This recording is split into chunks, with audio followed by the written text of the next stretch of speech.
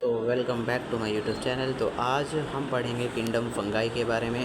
Kingdom fungi में क्या क्या चीज़ें होती हैं उन सब चीज़ों के बारे में पढ़ेंगे। तो सबसे पहले किंगडम फंगाई में हमारे किंगडम फंगी आते हैं।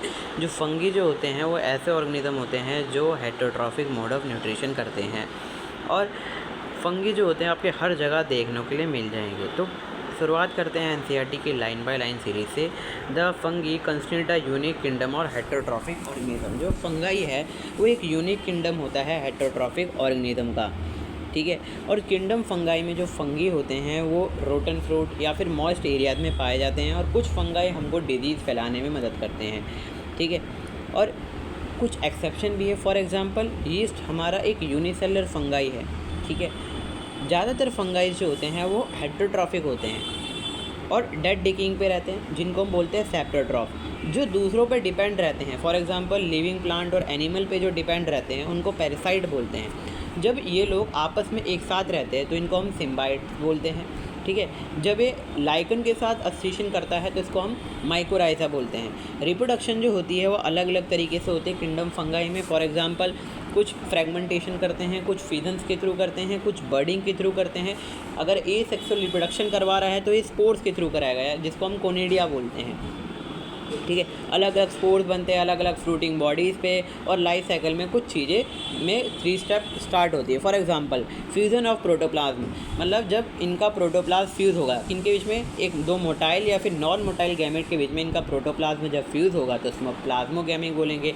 जब न्यूक्लाई फ्यूज़ होगा तो उसको हम कैरोगैमी बोलेंगे। फिर बाद में जाइगोट मियोसिस करेगा जिससे आपका हैप्लॉइड स्पोर बनेंगे, ठीक है। जब भी फंगस रिप्रोड्यूस करता है सेक्सुअली तो दो हैप्लॉइड जो हाइफे होते हैं वो एक साथ आते हैं। एक साथ आने के बाद एक फ्यूज़ हो जाते हैं। और कुछ फंगी में क्या होते हैं, फ्यूज़न होते हैं दो हैप्लॉइड सेल की, जिससे डिप्लॉइड सेल बनते हैं, ठीक है।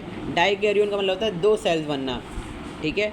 और इस फेज़ को जो डाइकैरियोन में दो सेल बनते हैं जिसको हम डाइकैरियोन फेज़ भी बोलते हैं, ठीक है। जो मॉर्फोलॉजी जो होती है माइसीलियम की वो अलग अलग स्कोर पे रहती है। उसी बेसिस पे हमने फंगाई की क्लासिफिकेशन करी है। सबसे पहले आते हैं फाइकोमाइसिटीज़। जो फाइकोमाइसिटीज़ जो होते हैं वो हमारे एक्वाटिक हैबिटाट में पाए जाते हैं, ठीक है, और कुछ डैम प्लेसेस में ही पाए जाते हैं। जो फाइकोमाइसिटीज़ जो होते हैं वो एसेक्सुअल रिप्रोडक्शन करते हैं, ठीक है, जहाँ पे ये जूस्पोर बनाते हैं और एप्लानोस्पोर बनाते हैं।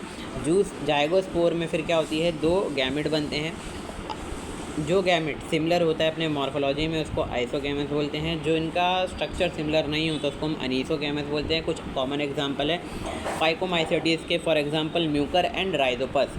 अब एस्कोमाइसिटीज़ की बात करें, एस्कोमाइसिटीज़ को हम सैक फंगी बोलते हैं क्योंकि ये मल्टी सेलर होते हैं। फॉर एग्जांपल पेनिसिलियम, ठीक है।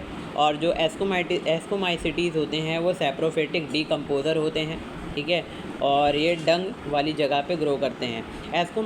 एस्कोमाइसिटीज़ हमारे ब्रांच होते हैं और सेप्टेट होते हैं। जो the asexual spore or conidia, इनके जो स्पोर्स होते हैं इनको हम कोनिडिया बोलते हैं, जो अलग अलग माइसेलियम पे बनते हैं, अलग अलग मतलब स्पेशल माइसेलियम पे बनते हैं जिसको हम कोनिडिया स्पोर बोलते हैं। कोनिडिया फिर आगे चल के माइसेलियम बनाता है। जब सेक्सुअल स्पोर बनते हैं तो उसको हम एस्कोस्पोर बनाते हैं, ठीक है। अब बात करते हैं बेसिडोमाइसिटीज़ की। बेसिडोमाइसिटीज़ को हम मशरूम के नाम से जानते हैं क्योंकि ये फंगी और पफ बॉल्स के नाम से भी जाने जाते हैं। ये सॉइल में ग्रो करते हैं और लग्स में और ट्री में, ठीक है। इनके अंदर एसेक्सुअल रिप्रोडक्शन होती है जहाँ पे इनके फ्रेगमेंटेशन बहुत ज़्यादा माना जाता है। इनका जो सेक्स ऑर्गन जो रहता है नहीं पाया जाता। प्लाज्मोगैमी में दो वेजिटेटिव सेल बनते हैं।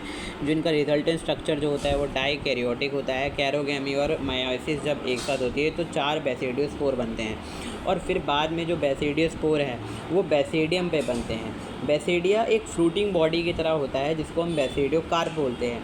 कुछ कॉमन मेंबर जो होते हैं बेसिडियो स्पोर के, पहला एग्रीगस, ठीक है, एंड कोकिनिया जर्मेनियस, ठीक है। अब ड्यूटेरोमाइसिटीज़ की बात करें, ड्यूटेरोमाइसिटीज़ को हम इम्परफेक्ट फंगी बोलते हैं, ठीक है। क्यों?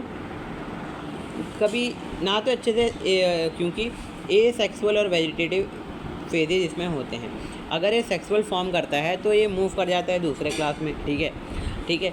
एसेक्सुअल और वेजिटेटिव स्टेजेस जो होती हैं इनको दी जाती है एक नाम पे, ठीक है। ये फंगी जो होता है करेक्ट तब होता है जब इनको हम आइडेंटिफाई करते हैं। आइडेंटिफाई करने के बाद इसको मूव डाउन करवाते हैं। अब इसमें एक परफेक्ट स्टेज होती है जो डिटेरोमाइसिटीज़ के डिस्कवर करेगी। सबसे पहले ये एस्कोमाइसिटीज़ की तरफ चले जाते हैं और डिटेरोमाइसिटीज़ जो होते हैं वो ए सेक्सुअल स्पोर बनाते हैं, यानी कोनिडिया। ये ढंग के नहीं रहते, ये कंफ्यूज रहते हैं कि सेक्सुअल करना है कि एक सेक्सुअल करना है। अब माइसेलियम जो होता है डिटेरोमाइसिटीज़ में सेप्टेट होता है, अगर ब्रांच दिख रही है तो इनको ब्रांच बोलते हैं। कुछ कॉमन मेंबर जो होते हैं एस्कोमाइसिटीज़ के, पहला अल्टेनेरिया, क्लोटेरियम एंड ट्राइकोडर्मा। अगर आपको समझ में आया हो या फिर वीडियो अच्छी लगी तो चैनल को सब्सक्राइब कर देना।